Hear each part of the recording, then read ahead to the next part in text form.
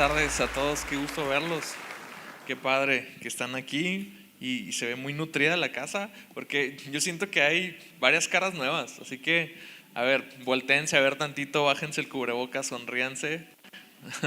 Siento que a veces en la mañana crea mucha tensión el hecho de que la gente diga así como que no quiero saludar a nadie, no quiero ver a nadie, pero yo creo que puedes chocar tu puño con alguien de los que están alrededor, presentarte, decir buenas tardes, me llamo así. Ya se aligera un poquito más, se corta un poquito más la tensión. Qué bueno que están todos aquí. Quiero empezar a ir directo al grano, a la palabra.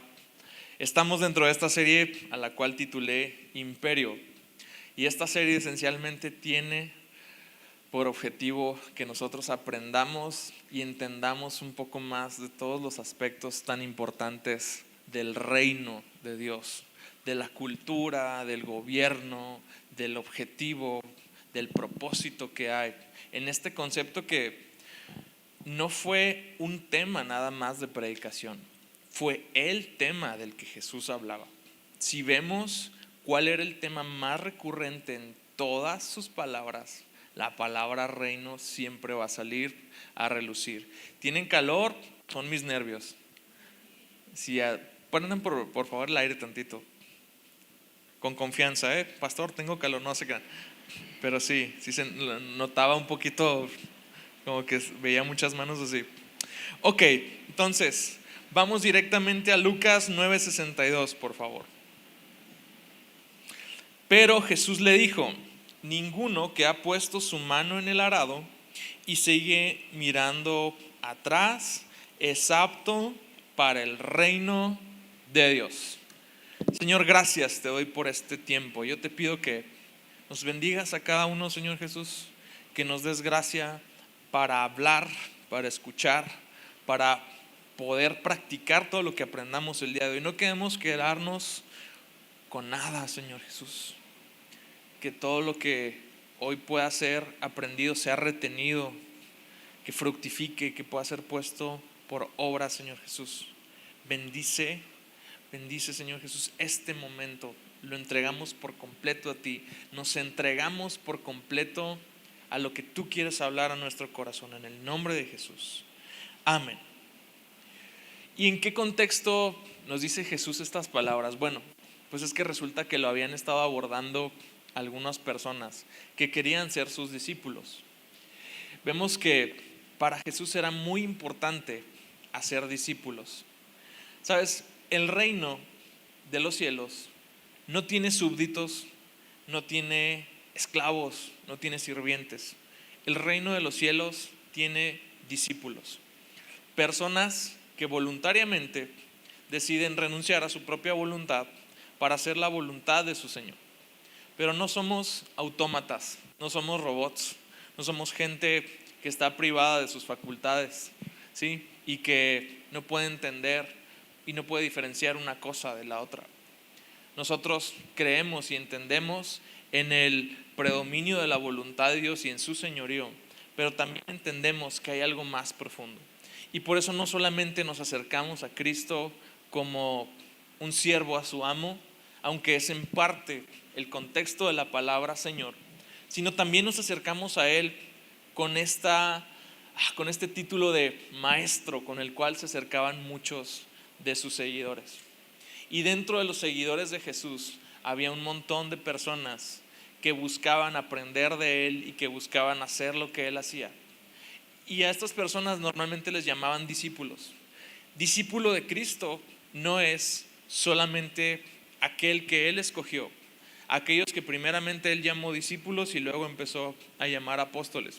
Había más discípulos que los 12 apóstoles, porque había un montón de personas que buscaban seguir haciendo la voluntad de Dios, que buscaban seguir extendiendo el reino en la tierra. En una ocasión Jesús capacitó y envió a 70 personas, aparte de los 12. Creemos que había muchos más discípulos de Jesús por ahí dispersos y que en esas multitudes había un montón de personas que querían seguirlos. Entonces, esencialmente, un discípulo es y ha sido alguien que busca seguir a Jesús y poner en práctica lo que Él ha enseñado. Es así de sencillo. Sin embargo, dentro de tantas personas que se le acercaban a Jesús recurrentemente, no todos terminaban por entender lo que era ser un discípulo.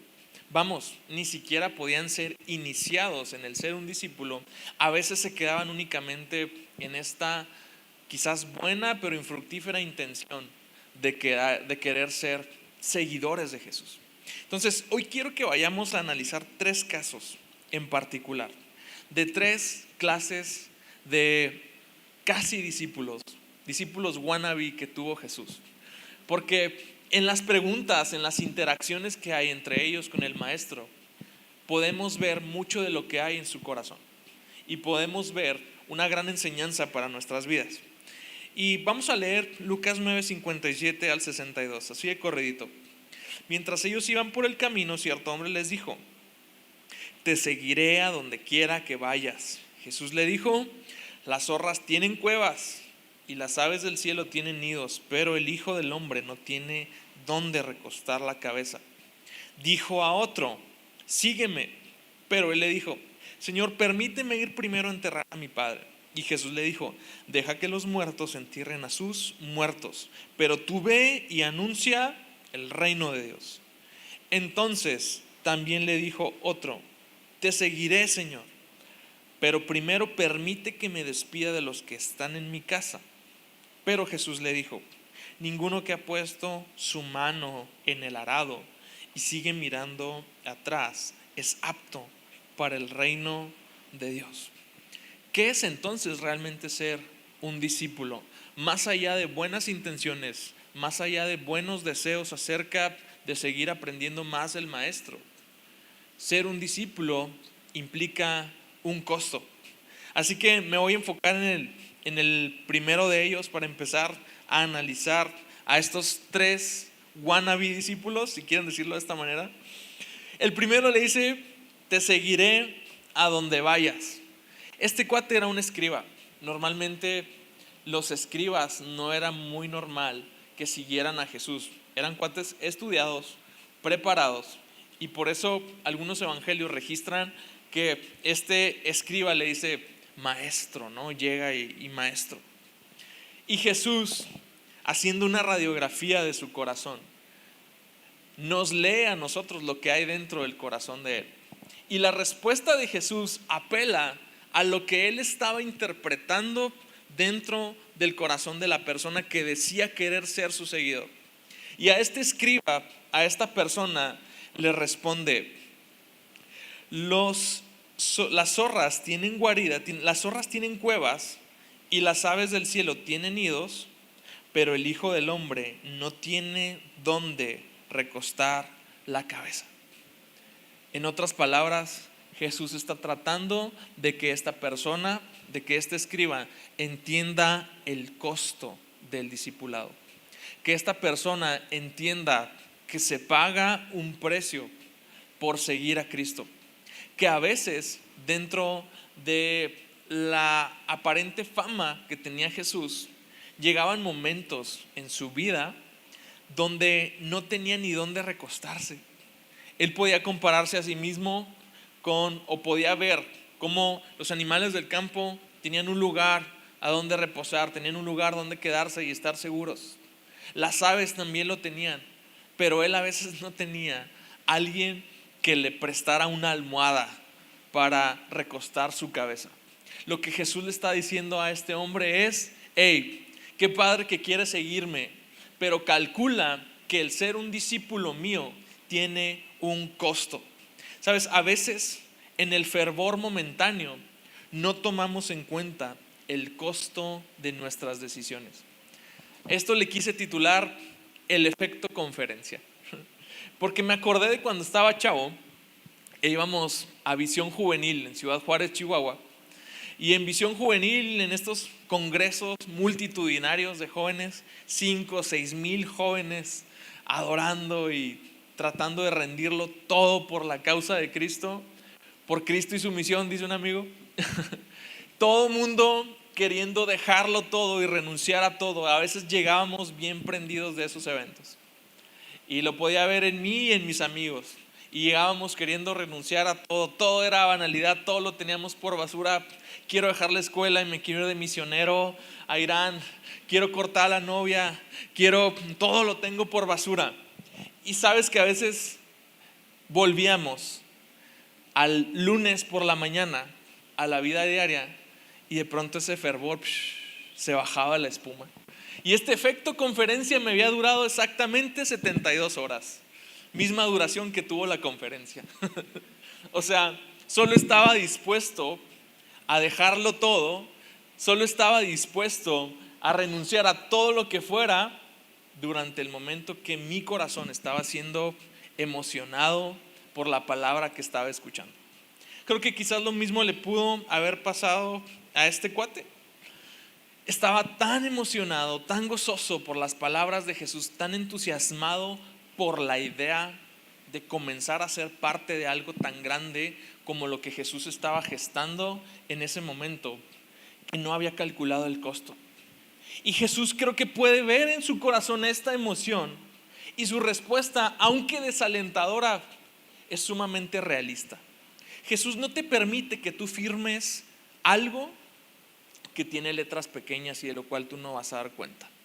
Jesús te dice exactamente a qué te estás inscribiendo en el día que tú decides entregarle tu vida y decirle: Jesús, yo quiero ser tu discípulo. Él dice: perfecto, calcula nada más el costo.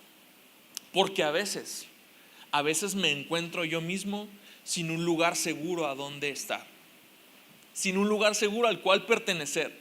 De pronto soy de todos lados y al mismo tiempo no soy de ninguno. No tengo un lugar a veces ni siquiera donde recostar mi cabeza. Y normalmente el ser un discípulo de Cristo comienza por desafiar una sola cosa, que a veces es determinante en el resto del camino del discipulado. ¿Sabes cuál es esa? Tu propia comodidad. En el momento que tú te inscribes al reino y que tú dices: yo quiero formar parte de esto, Jesús dice: gracias, ¿ya calculaste el costo? ¿Ya calculaste cuánto vas a necesitar invertir? No monetariamente, sino de tu vida en esto a lo cual te estás inscribiendo, porque de eso depende el fruto, porque de eso depende en la manera como yo te puedo usar dentro de mi reino. Alguien que está constantemente lamentando su decisión es alguien que no puede ser fructífero en el reino, mucho menos efectivo en contra del avance del espíritu de este mundo, mucho menos efectivo en contra de las puertas del infierno. Alguien que no calcula el costo pronto se va a quedar en el camino, porque siempre lo hay. Quizás la predicación de Jesús había cautivado a este escriba y lo había encantado. Su corazón se había llenado de gozo, su entusiasmo había despertado, y en ese estado mental estaba dispuesto a ir con Jesús a cualquier lugar y se sentía movido a decírselo. Pero la respuesta de Jesús es muy intuitiva. ¿De veras quieres hacerlo? ¿Sabes a quién te comprometes a seguir? ¿Sabes acaso a dónde te va a conducir?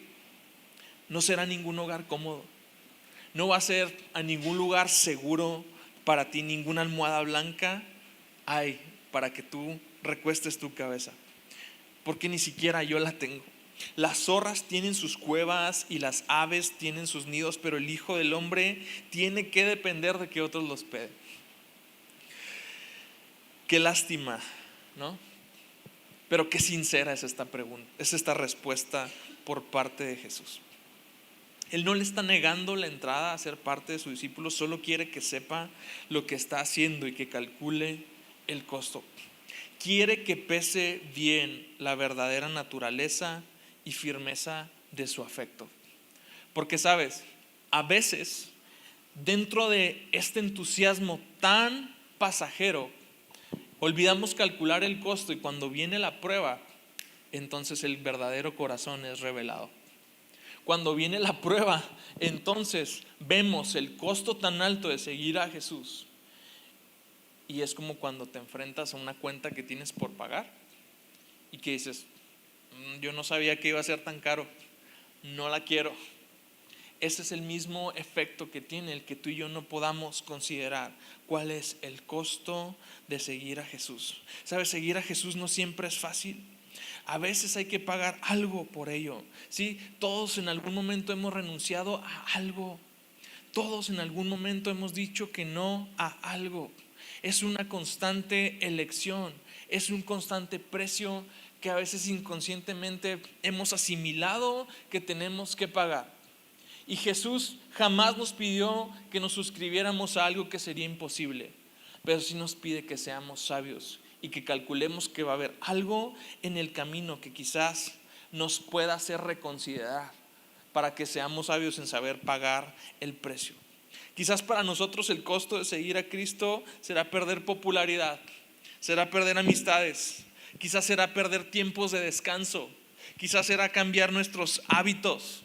Todo esto va considerado dentro del precio, pero el costo de seguir a Jesús nunca se va a comparar con la recompensa que desde esta tierra empezamos a vivir aquellos que hemos tomado esa decisión.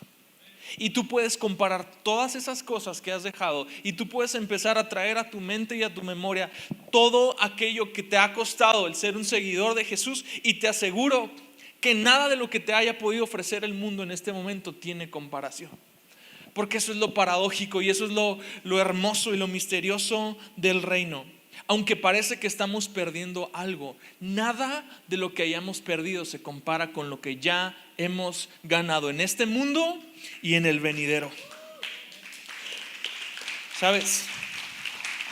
Pablo animaba en este mismo sentido a los discípulos. Ellos no eran seguidores ciegos, sabían perfectamente a lo que se enfrentaban. Hechos 14:22.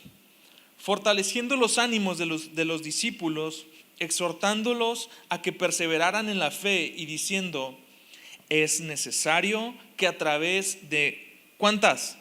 Muchas tribulaciones entremos ¿en dónde? En el reino de Dios. ¿Cómo me encanta? Porque ¿sabes en qué contexto está diciendo esto Pablo? A mi buen Pablo lo acaban de apedrear afuera de una ciudad llamada Listra. Probablemente existe la sospecha de que Pablo haya caído muerto tras esa apedreada y que lo haya resucitado la oración o Jesús mismo, así sobrenaturalmente. Pablo es apedreado en esta ciudad llamada Listra. Se reúnen unas personas a verlo, aparentemente discípulos, y Pablo se levanta, limpiándose quizás la sangre que corrió por su cabeza. Pero yo no sé si a ti te han apedreado, no es gracias, pero está complicado sobrevivir una apedreada de una turba judía enardecida. Y Pablo se levanta. ¿Y qué hace inmediatamente? A predicar. Y en ese mismo discurso está él: es necesario que a través de muchas tribulaciones entremos en el reino de Dios. ¿Saben? Esto que me pasó está en el presupuesto. Esto que me acaba de pasar no me está sorprendiendo, no desanima, es incapaz de dañar el fuego que arde en mi corazón, porque viene de algo que no está presente en esta tierra. Porque lo que ha despertado el fuego de ser un seguidor de Jesús es insaciable a la luz de cualquier deseo, de cualquier beneficio, de cualquier cosa que yo pueda recibir en este mundo presente. Entonces, ¿saben qué? Es necesario. No dice Pablo es probable, no dice Pablo tengan cuidado, ponte las pilas y a lo mejor no te tocan. Dice es necesario que a través de ¿cuántas? Muchas tribulaciones entremos en el reino de Dios. Nuevamente Jesús no te está mintiendo. Si de pronto te has encontrado atribulado, medio perseguido, medio sacado de onda, medio haciendo cuentas a ver cuánto le has invertido al reino y cuánto has recibido a cambio, entonces te recuerdo, es necesario que a través de muchas tribulaciones entremos en el reino de Dios. El sufrimiento no acaba cuando conocemos a Cristo. Si queremos dejar de sufrir, hay lugares donde te dicen que puedes parar de sufrir, ¿sí?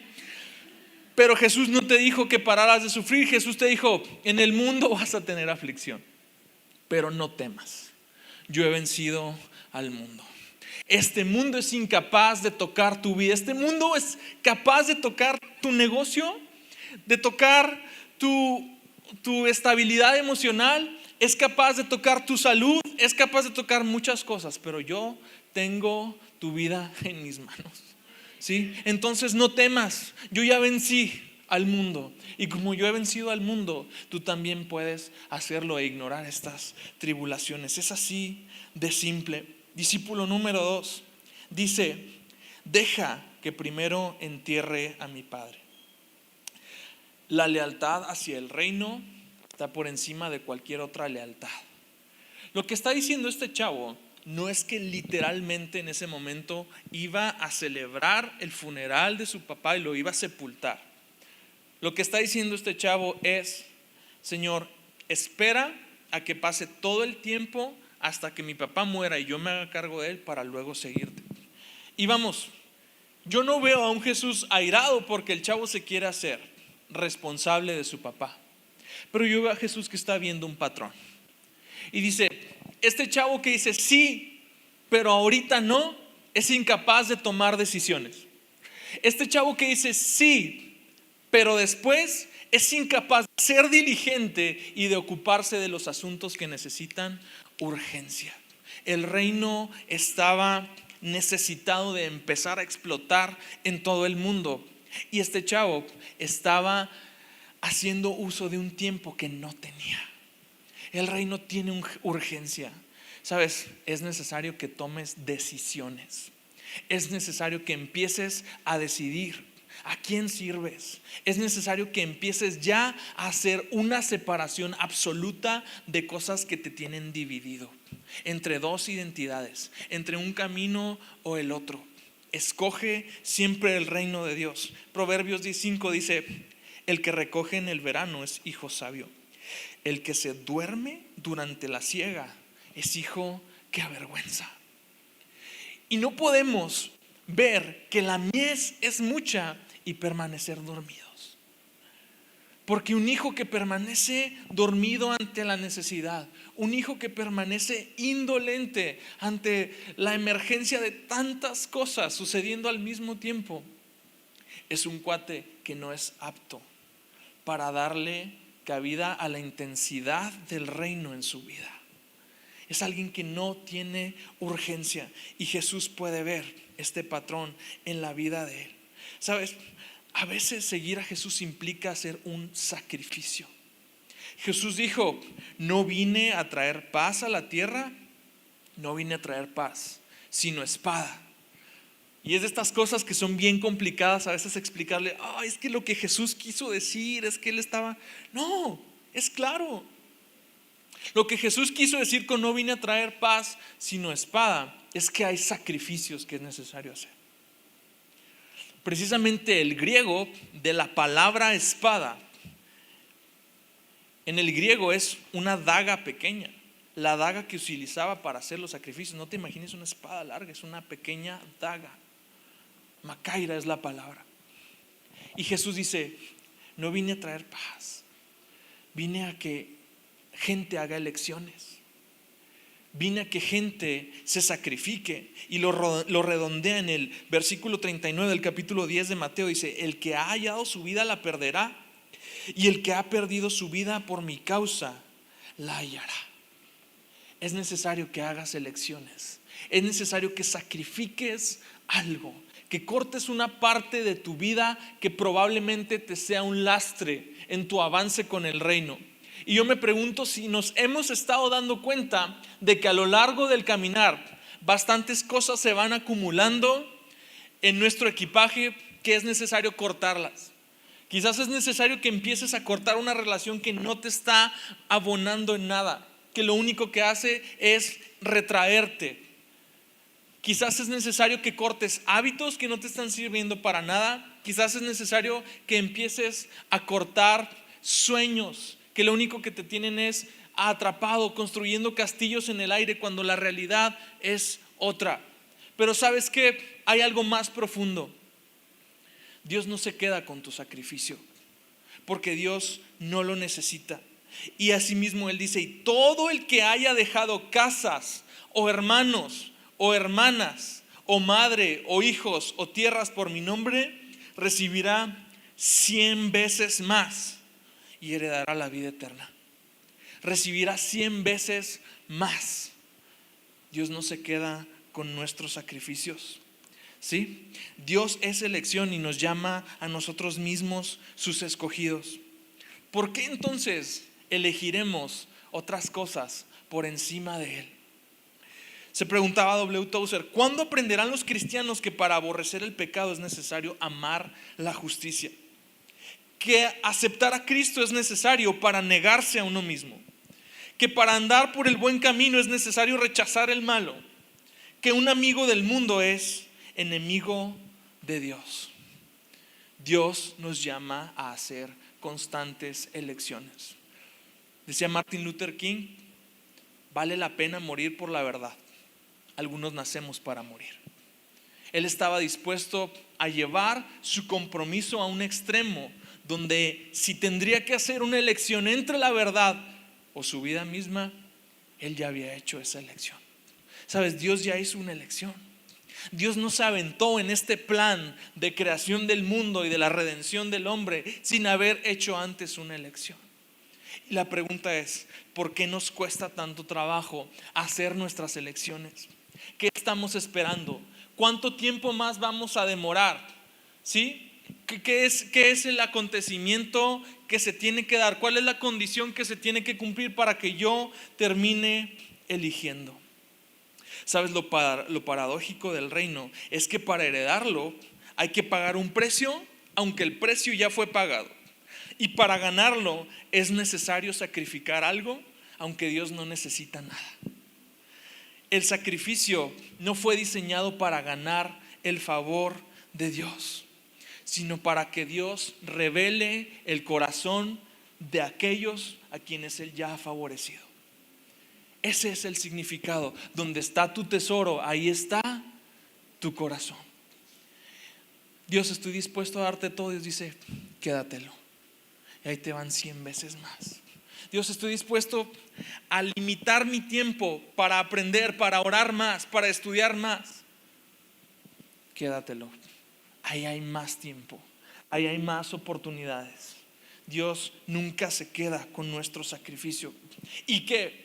Dios nos llama a vivir siempre limitados, a vivir rompiendo relaciones, a vivir escasos económicamente, miserablemente. Dios sabe que necesitas estas cosas, porque los gentiles buscan ansiosamente todas estas cosas. ¿Cuáles? Pues las cosas materiales, comida, su bebida. Que el Padre Celestial sabe que ustedes necesitan. Él conoce perfectamente el cuentón que tienes en la tarjeta de crédito. Él conoce perfectamente el costo del sueño que ha estado anidándose en tu corazón. Él conoce perfectamente el costo que tú has escogido para llevar a cabo el propósito que ha estado ardiendo en tu corazón. Él sabe todo lo que necesitas, el valor de tu emprendimiento, el valor de la carrera que quieres estudiar. Él conoce el costo y te dice, no te preocupes, pero busquen primero su reino y su justicia. Está su con S mayúscula, porque es el reino de Él, porque es la justicia de Él, y todas estas cosas les serán añadidas. Está claro, está claro. No hay ningún evangelio de miseria presente aquí, tampoco de prosperidad. Es el reino y lo que Él nos quiera dar, cuando Él lo quiera dar, como lo quiera dar, porque ¿sabes qué? Él tiene un mejor plan y una mejor visión para tu vida de la que tú mismo puedas idear en los escenarios que tú creas. Así es.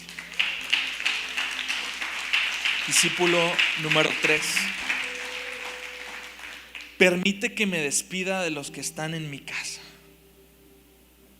Añado, pero permite que me despida de los que están en mi casa. El pero es suficiente indicativo de que ya la situación estaba a medias. Sí, pero espérame. Nuevamente, yo no veo un Jesús enemistado con la familia de ese pobre.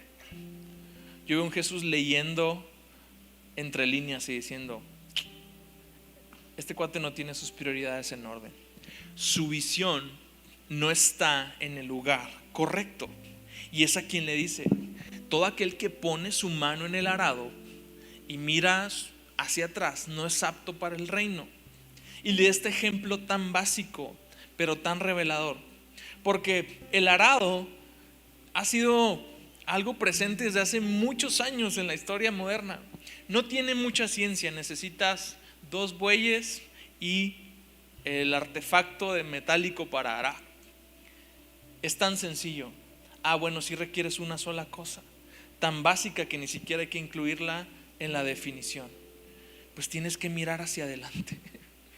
Porque si el que está con su mano en el arado está mirando hacia otros lados, está mirando hacia atrás, entonces no sirve para nada lo que esté haciendo. Entonces quítate de ahí. Porque lo único que necesita, la única ciencia detrás de este artefacto tan primitivo, es que tengas la mirada hacia adelante.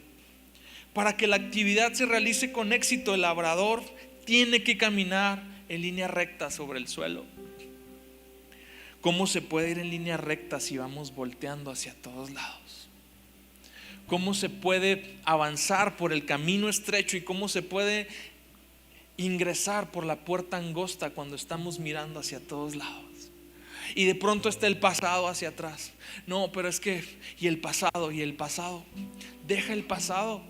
Pero no solamente está el pasado, están los costados y está la conspiración. A ver, ¿a quién más le está costando? ¿A quién más le está costando lo mismo que a mí? ¿Tú también crees en Dios? Sí. Y te está costando. Y lo estarán haciendo igual que yo. ¿Por qué? Porque yo voy caminando y de pronto en el caminar hacia el frente, no sé si te has encontrado haciendo un trabajo de esos exhaustivos, lo primero que haces es mirar hacia alrededor, a veces como queriendo encontrar refugio, consuelo en alguien.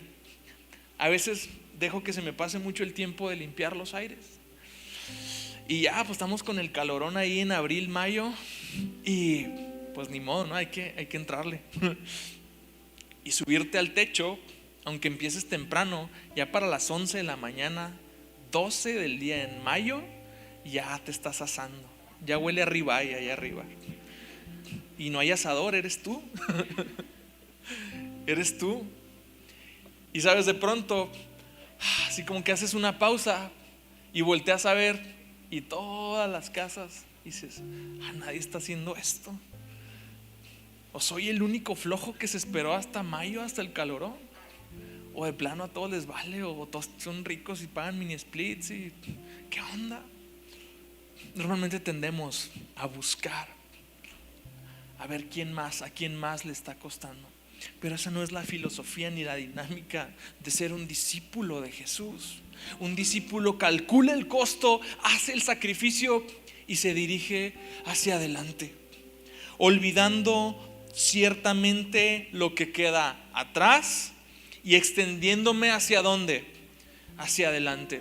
Sabes, no se pueden asaltar las puertas del infierno, no se puede llevar a cabo esta promesa que Jesús le hizo a la iglesia. Esta es mi iglesia y las puertas del infierno no prevalecerán si estamos mirando hacia un costado. No se puede avanzar si estamos mirando constantemente hacia el pasado. Aquellos que realmente digan de sí mismos ser discípulos de Jesús han de avanzar todo el tiempo hacia adelante. Y son aquellas personas quienes son capaces de asaltar las puertas del infierno, de generar temor. O sea, la profundidad de esta enseñanza es: tú vas a ir hasta el frente de las líneas enemigas. No sé si tienes presente esta escena del Señor de los Anillos, donde se van hasta las puertas de Mordor. No esperaron hasta que llegaran hacia ellos a formar una buena estrategia. No, el reino está urgido. El reino tiene prisa porque hay poco tiempo, porque la mies es mucha y los obreros son pocos. Necesita que los verdaderos discípulos de Jesús tomen la ofensiva, miren hacia adelante y realmente siembren temor en las puertas del infierno. Y realmente hagan uso de esta armadura de Dios y empiecen a sembrar terror en el campo enemigo. Y esto no se puede si tú y yo estamos mirando hacia atrás. Suelta lo que tengas que soltar y extiéndete hacia lo que tienes enfrente. Cuando abrazamos la fe debemos seguir hasta el fin. Solo hay una dirección: hacia adelante. Solo hay una dirección para que las puertas del Hades no prevalezcan. ¿Sabes? Que Cristo estuviera negando a cada uno de estos prospectos de discípulo la entrada a ser parte de esto, pero necesitaban conocer la condición de su corazón previo a ingresar en este punto. Necesitaban hacer elecciones, necesitaban tomar una decisión consciente, necesitaban empezar a escoger si iban a sacrificar algo o no. Cierro con 2 de Timoteo 2:3. Pablo a Timoteo. Timoteo era conocido por su abuela Loida y por su madre Eunice. No conocemos nada acerca del papá de Timoteo. Habiendo sido su fe fruto de la influencia de su abuela, probablemente podríamos pensar que Timoteo no tenía una figura paterna a quien seguir. Sin embargo, Timoteo estaba encabezando ya una iglesia. Yo creo que Timoteo ya se encontraba con algunos de estos conflictos, porque de pronto podían estar mamá y abuela desatendidas, o no podía estar ahí él al 100%. Y Pablo lo anima con estas palabras: tú pues sé partícipe de los sufrimientos como buen soldado de Cristo Jesús. No sin antes decirle: fortalécete en la gracia que es en Cristo Jesús. Tú puedes ser partícipe de esto. Sabes, Timoteo, ninguno en campaña militar se enreda en los negocios de la vida a fin de agradar a aquel que lo alistó como soldado. Qué gran ejemplo utilizó Pablo para decirle a Timoteo en qué se había metido. En qué buen rollo te metiste, Timoteo. Porque sabes, ya que hiciste una elección, no puedes mirar hacia atrás. Ya que te has decidido inmiscuir en los asuntos del reino, ahora es como si hubieras sido reclutado por Dios. Es como si hubieras sido reclutado por Cristo a vivir una vida conforme a los estándares y a la disciplina de Cristo. El soldado tiene que hacer una separación. El soldado ya no pertenece a la sociedad civil. Tiene autoridad y tiene facultades que no tiene cualquier civil. Tiene leyes que lo obligan que no tiene cualquier civil. Su vida ahora se define por agradar a la nación que él dispuso servir. De la misma manera que tú y yo podemos tomar nuestras elecciones y hemos decidido servir a la nueva nación que viene de lo alto, servir al reino de Dios. Y como buen soldado, un soldado está en continua preparación para la batalla. Un soldado no hace lo que hace por obligación, lo hace por honor. Lo hace por honrar a aquel que lo llamó por soldado. Y este soldado tiene que hacer una distinción. Me encanta que Pablo le dice: se enreda en los negocios. Ninguno en campaña militar se enreda en los negocios de la vida. ¿Sabes qué les decía Jesús a sus primeros discípulos? Suelta tus redes, suelta lo que estás haciendo, déjalo. Mateo 4:20, síganme. Y enseguida dejaron las redes y lo soltaron. Hay que tomar decisiones, hay que hacer sacrificios, hay que hacerlo de manera consciente.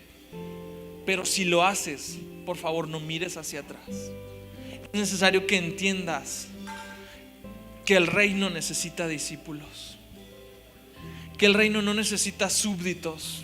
El reino necesita gente que tome la ofensiva y que se preocupe por avanzar esto que Jesús comenzó hace más de 2000 años.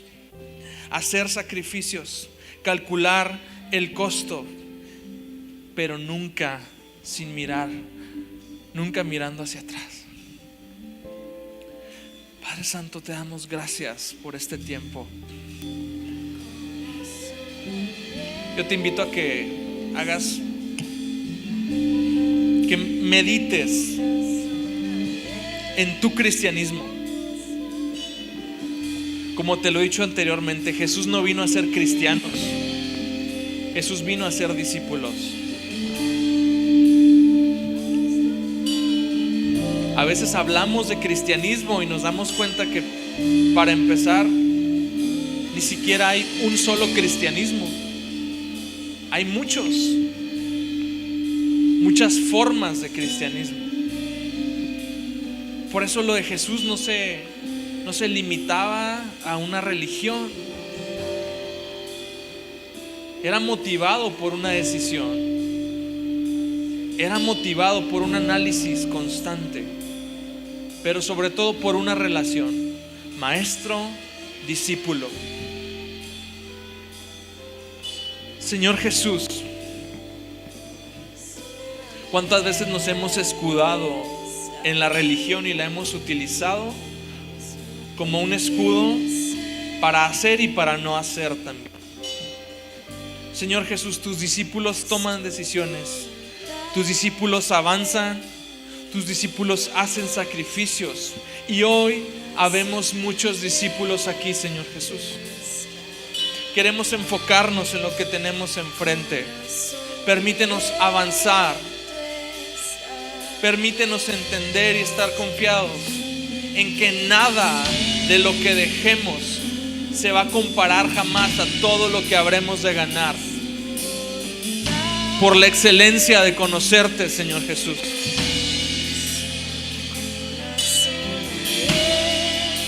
Dios, si hemos estado atrapados, yo te pido que tu Espíritu nos lleve a tomar decisiones,